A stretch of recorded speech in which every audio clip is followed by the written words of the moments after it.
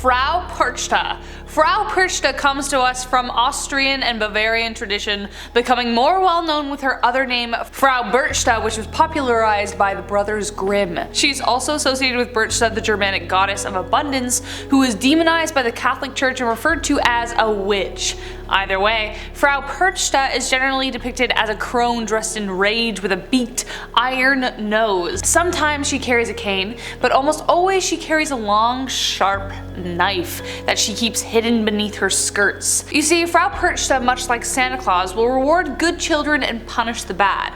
She also punishes women for unkept households and unspun flax. For those she deems good, a silver coin is left for them. If she deems you unworthy, if you forget to leave out a bowl of porridge for her, if your flax is half spun and unfinished, she slits open your abdomen, removes your organs, and replaces them with straw. Yeah, not someone I'd like to meet, but I consider myself a good person. I clean. Enough.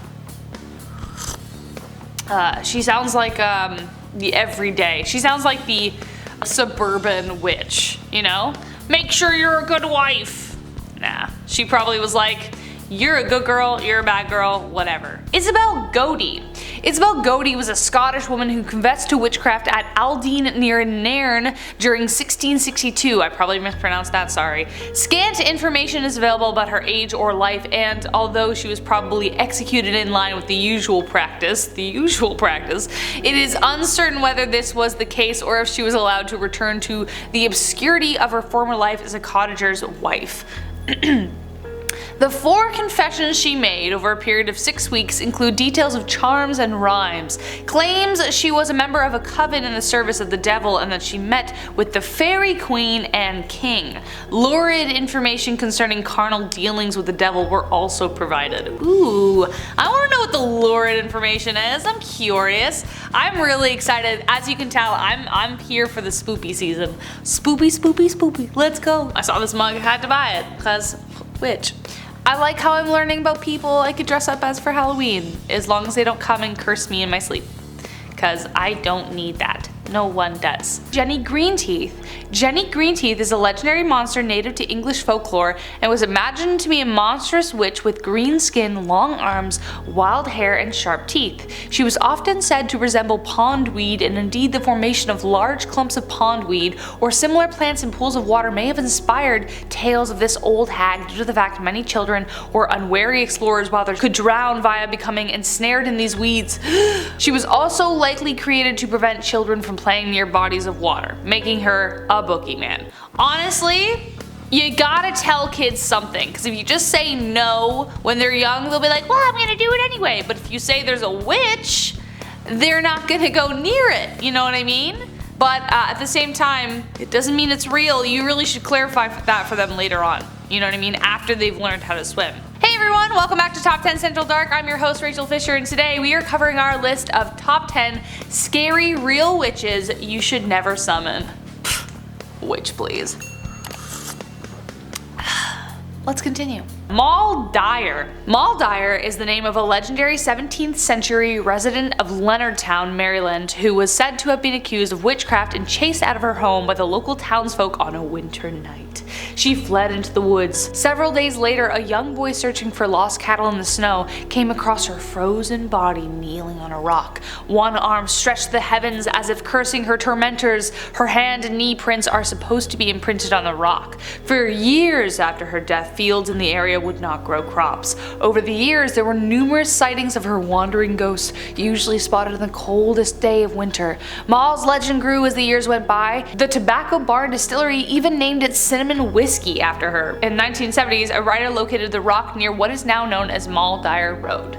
That's a good thing to be named after, I will say. Cinnamon whiskey, it's delicious. In small doses. That should not be your drink of choice at a party, because you will live to regret it. But on like a winter's night, delicious. Wait, good for her though. Curse them. That was rude, chasing out in the middle of winter. Come on, at least wait for the spring. The Bell Witch. Yeah, this one for sure. The Bell Witch or Bell Witch haunting is a legend from the southern United States folklore centered on the 19th century Bell family of northwest Robertson County, Tennessee. We all know this story. We love it. Farmer John Bell Sr. resided with his family along the Red River in an area currently near the town of Adams. According to legend, from 1817 to 1821, his family in the local area came under attack by a mostly invisible entity that was able to speak, affect the physical environment, and shapeshift. John Bell decided at first to keep the strange events quiet. Eventually, he confided in a friend and a committee was formed to investigate the strange happenings. The spirit identified herself as Kate Batts, a neighbor of the Bells with whom John Bell has some bad business dealings. The ghost quickly became known as Kate. 3 Bell sons had fought under General Andrew Jackson, and Jackson was so intrigued by the story that he insisted on visiting the family. The witch taunted his men, held the carriage wheels still, and calling out the frauds in Jackson's entourage until they were seen in a field the next morning, headed to Nashville. Kate continued to torment the family, relentlessly vowing to kill John Bell. When Bell breathed his last breath in 1820, a vial of presumably poison was found. Woohoo! Is Kate Batts really a witch though? I know they called her a witch, but it's like, it sounds like she was more like a poltergeist than she was a witch, you know? I know she was rumored to be a witch. Can I say witch one more time? Witch. But like, yeah, business can make foes pretty easily, you know? Wouldn't want to be in the crossfire of that. Baba Yaga. Baba Yaga, also spelled Baba Jaga in Slavic folklore, an ogress who steals, cooks, and eats her victims, usually children. A guardian of the fountains of the water of life, she lives with two or three, depends, in a forest hut that spins continually on birds' legs. What? Wow. Her fence is topped with human skulls. Baba Yaga can ride through the air in an iron kettle or in a mortar that she drives with a pestle, creating tempests as she goes. Peculiar form of transit. She often accompanies death on his travels, devouring newly released souls. What a weird thing to choose to travel on, you know? What, like, I love how she looked in her kitchen and she was like, you know what, I'm gonna choose this iron kettle because I feel like that's gonna fly pretty efficiently, you know? Never mind the fact that it's not aerodynamic at all. I prefer the idea of a witch broom, you know what I mean? Because I do think that'd be kind of cool, but also painful unless you have a seat, because like sitting on like that for a while would be uncomfortable. So I suppose she just wanted something that she could sit in, but a mortar and pestle? Huh, I'll never look at my mortar and pestle the same. I'll always think of Baba Yaga. Malin Matsdotter. Malin Matsdotter, also known as Rumper Malin, was an alleged Swedish witch. She is one of the most well-known alleged witches in Swedish history, known as one of a few people in Sweden to be executed by burning at the stake, and often referred to as the only Swedish witch to have been executed by burning. She is also known as one of the last victims of the Great Witch Hunt in 1668 to 76, which ended with her execution. She was accused by her adult daughters, who claimed that she had abducted their children, her own grandchildren, to the Sabbath of Satan in Blockula. That's so sad. Malin cursed her daughters for their lies, but was judged guilty by unanimous court on the testimonies of her daughters. She refused to say farewell to them and refused to shake their hands. She stood stern in her denial before the court. Such firmness was often considered to be a sign that the devil helped his witch to withstand interrogations. Malin was sentenced to be burned alive because of her refusal to plead guilty, despite the torture she was exposed to. One of the previously accused, Anna Larka, had also received the same sentence for her refusal to admit guilt, but it was revoked when she finally did so. In the case of Matsdotter, the sentence was carried out. Yeah, duh, you just condemned her to death, of course, to being burnt at the stake. Of all deaths. Like, it's not even just like a hanging, which is quick, or shooting, which is also quick. Yeah, burning at the stake. Yeah. I'm on your side, girl. I mean, come on, that's awful. I mean, okay, so here's the two things that popped into my head. One is that she actually did maybe take the kids, and that maybe Matsdotter wasn't exactly a nice person, a good mom, or anything like that, and the daughters had some kind of, you know, vendetta against their mom. Maybe she wasn't a great mom, or like maybe she was cruel, and maybe she did take the kids for nefarious reasons. That could be the case, or the daughters were the other side. They were just vindictive and mean and whatever. So Either way, whew, very confusing emotional turmoil there. Some family drama we did not need aired. Pesta. Pesta is a frightening witch-like creature that was created after the Black Death hit the Scandinavian countries. This plague was so deadly, which it was, it killed 1/3 of Denmark's population and half the people in Norway. Because of this devastation, the people in the North countries gave this plague a character all on its own. Pesta brings death and illness in her wake. She is a hideous old woman dressed in black carrying a rake or broom. She traveled from farm to farm spreading disease. If she carried a rake, some of the farm would die, but if she carried a broom, all of the farm would die. Even today, Pesta is mentioned in Scandinavia when disease and dying are mentioned. Pestilence is Latin for the word plague. Ha ha ha ha ha ha! Looks like she's been flying around the world for the last year and a half. Okay, we've had enough of you, Pesta.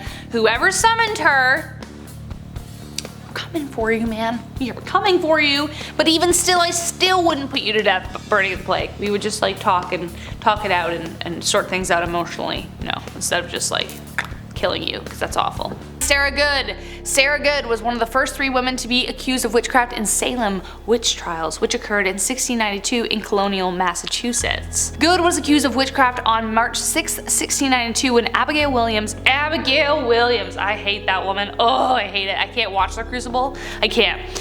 When Abigail Williams and Elizabeth Parris, related to Reverend Samuel Parris, claimed to be bewitched under her hand. Related to Reverend Samuel Parris, claimed to be bewitched under her hand. The young girls asserted that they had been bitten, pinched, and otherwise abused. They lied. They would have fits in which their bodies would appear to involuntarily convulse, their eyes rolling back in their heads and their mouths hanging open. When the Rev Samuel Parris asked, "Who torments you?" the girls eventually shouted out the names of 3 townspeople, Tituba, Sarah Osborne, and Sarah Goode. The evidence against her was spectral, unproven, or as in the case of the knife, verifiably false. Sarah Goode was punished for little more than being unliked. It's even been said that there was no one in the country around against whom popular suspicion could have been more readily directed, or in whose favor and defense less interest could be awakened. Even Goode's husband William had testified against her. That sucks! That sucks! I hate the Salem witch trials. They were so crappy. I would sit in class after we read The Crucible and just like dream of being the devil and like dressing up as the devil in modern times with like my phone and like blowing their minds, and they're like, oh my gosh, it's a devil. I'm like, yes, I'm the devil and none of these witches are mine. None of them. This is stupid. All of you are dumb. Let's finish this, please. Gwyjona. The Gwyjona or Lumia is a mythological creature in Cantabrian legend resembling a disfigured human female. It is thought to resemble one of the many forms of witches and hags in medieval Europe. She is covered from head to toe in an old thin black cloak. Her hands and feet are gnarled bird legs. Her face is yellow and consumed by rough and hairy warts. Her eyes are tiny and bright as stars. Her aquiline nose and mouth contain a single black razor-sharp tooth, that which extends long enough to be under her chin and used to suck blood. Ugh.